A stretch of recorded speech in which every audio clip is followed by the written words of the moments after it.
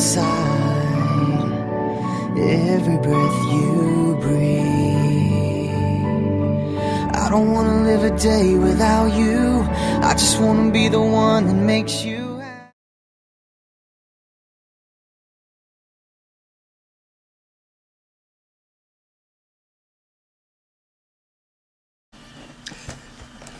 So that's what he looked like.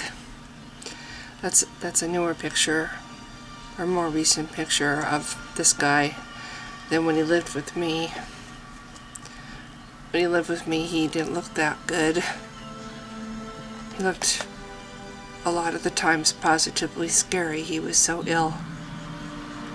And it hurt my heart to see him that way, being so ill, because he's probably the love of my life.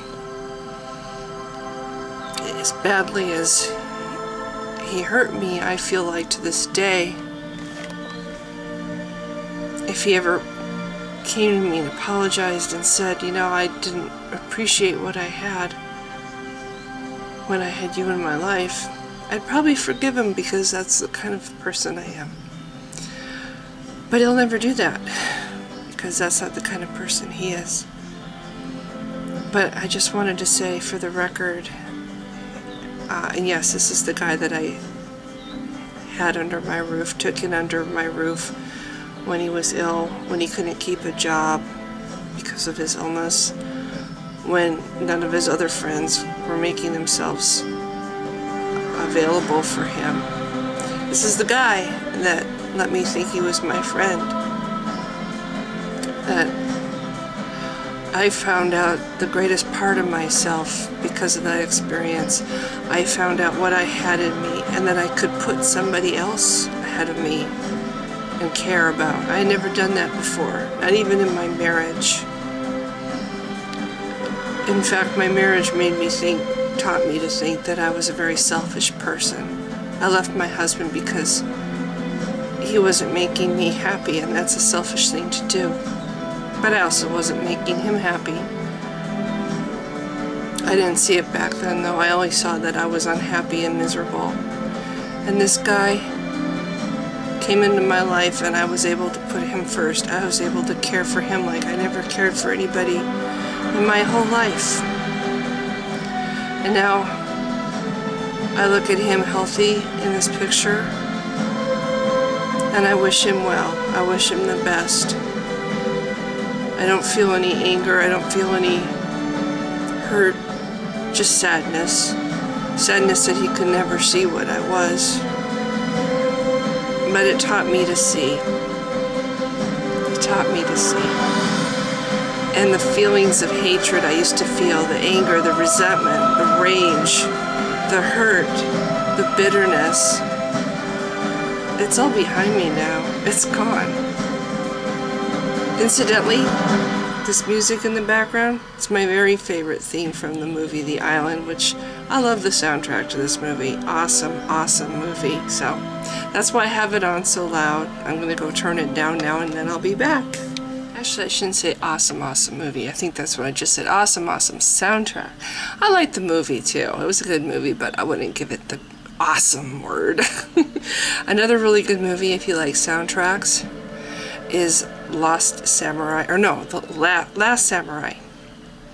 Last Samurai with Tom Cruise.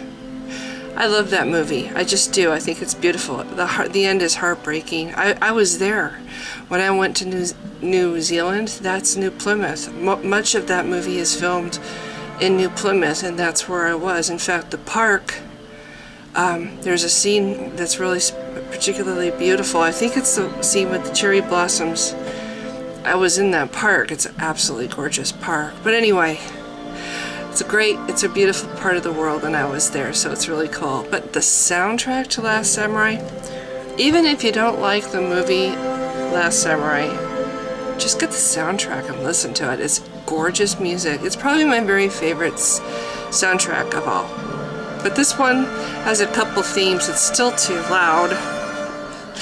Anyway, so I just wanted to say that about this guy that stayed with me. It taught me a lot about myself, and you know, I try to look at what good I can from everything that happens in my life. It taught me a lot of lessons. It taught me not to ever need somebody so much. You know, I was really happy to be there for him and I mean, all I wanted more than anything was to show him what it was like to really be loved, to really have a friend who cared. That was my agenda, that was my goal. I wanted him to feel caring because I had gone a big chunk of my marriage not feeling cared about, and I knew how much it hurt to feel that. I didn't want that for him. I wanted him to feel like he had a friend forever, and a friend who cared a lot. Cared enough to do what I did and put him first. And did I wish for something back? Yeah, I did. I wished for a friend, and I wished for him to continue to live so I could keep having him as my friend. And now, you know, he's not in my life. I think he resents me. He resents me because I saw him at his worst. He resents me because I did too much for him. He resents me because I didn't stop caring when he needed me to. When he got better and it became inconvenient for him, I didn't stop caring. So he resents me for that. He resents me for still trying to be his friend when he didn't really want the constant reminder anymore of the illness or this bad time in his life. And for a long, long time, I hurt over it. I hurt and hurt very much over it because, as I said, probably never loved anybody as much as this guy. But it taught me a lot of things. Because of what happened with him, because of what happened with my husband, because of what happened with the bartender, I took a long, hard look at the things that I believed in, the ready trust that I would just give anybody who was nice to me. And I'm not like that anymore. I don't give my trust away like I used to. And I don't value, you know, when he was here, it was a nice little fantasy to think he was my friend. It was a comfort to think I had a caring friend living in my home. That was a delusion that turned around and bit me in the ass and it hurt like hell. And after that happened, I didn't want to have any more delusions in my life. I had a few other fake friends or friends that I thought were more friends than they really were. And I finally just said, just be straight with me. And of course they stopped being my friends after that. Because they weren't really, I guess, at all. But that, you know, people say, well, why did you stop being a Christian? Why did you stop? You know, I had been teetering from the things I had read about Christianity and the lack of, I mean, I'm sorry, there's just too many things about it that if you read about how the religion comes together, how it came together, who wrote the Bible, who created it, it's really hard to believe after that. But when I was cleaning out my closet, getting rid of all the crap in my life, like I say at the start of my video, trying to get rid of the delusions that were getting me down, religion was the first to go. Religion, Christianity, this belief that this invisible man in the sky cared. This invisible man who never was there for me. I could never be good enough for this invisible man in the sky. I could never be good enough for him to step in and make my life better. Whatever it was that was, you know, living in when I was a kid in my home. And the things that, all the times I cried out to him, and he was never there. Help never came. And the times that I asked him to help me through my marriage, help me be strong enough, help me to stick it out, hoping that my husband would love me again. I mean, just on and on and on. He was never there. Like I said in my recent video, I guess this guy didn't have enough faith for God to step in and help him. Well, I guess I didn't either. This God was never there. Just like these friends were never there when I needed them. And you know what? I'm tired. I just got tired of fake. I got tired of, you know, if it can't be real, delusion isn't too bad. It's kind of nice having a delusion, right? It makes you feel good.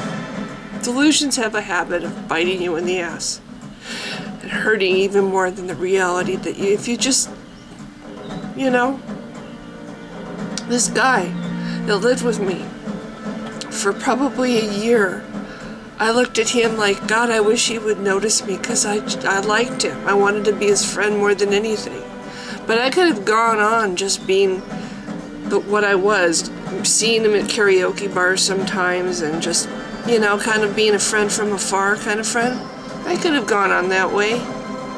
Instead, he gave me the delusion by coming and staying in my house that he was interested in me and that I had more. And that delusion hurt me bad when it turned out to not be true. Anyway, it's taught me a lot. I'm finding out that I have a hard time making videos with music in the background because it's really distracting. Not only that, but music, I tend to be, if I'm listening to a happy song, I'm really happy. If I'm listening to a sad song, I can get really sad. You know, it affects me pretty powerfully. One of the first things I did when I was trying to get over depression was I stopped listening to sad music, because it was really... So anyway, I wish him well. I thank him for the things that he taught me. I thank him for, I know now that appearances aren't what they seem, and I'll never decide somebody is wonderful who I don't even know yet, you know, which is what I did with this guy. And I'm never going to be needy again. Honestly, I have learned it's better to be alone. I've learned it's better to not attach to anybody and feel a lot of strong feelings for anybody. It's definitely better to not have an imaginary God in the sky who doesn't give a rat's ass about you. This isn't much of a video. I honestly did not mean it to turn out this way, but I hope that... Anyway. I was going to put up more pictures of him because I wanted to show what he looked like when he was here with me, but I don't want to do that. I think that would be mean, and I don't feel any feelings like that in my heart anymore.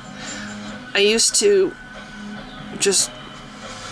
I wanted him to hurt for what he did to me, but I don't anymore. I just... You know, he's going to be who he is. Maybe one day he'll learn to value people.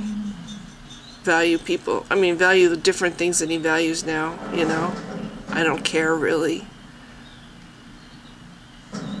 What I care about, I already make very clear in my videos. I care about me. I care about me. I care about my animals. I care about being happy. And just doing what I love to do and what makes me happy. And that's it.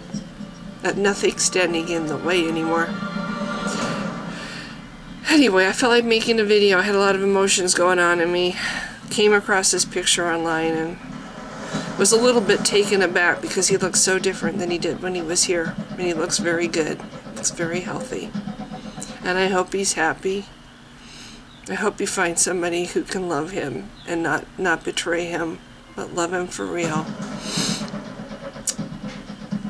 That he can love back. That's the important thing. So anyway, it's a weird video. I'm sorry. I thought I could make this a little more organized than I did. If you've been watching, thanks. Bye.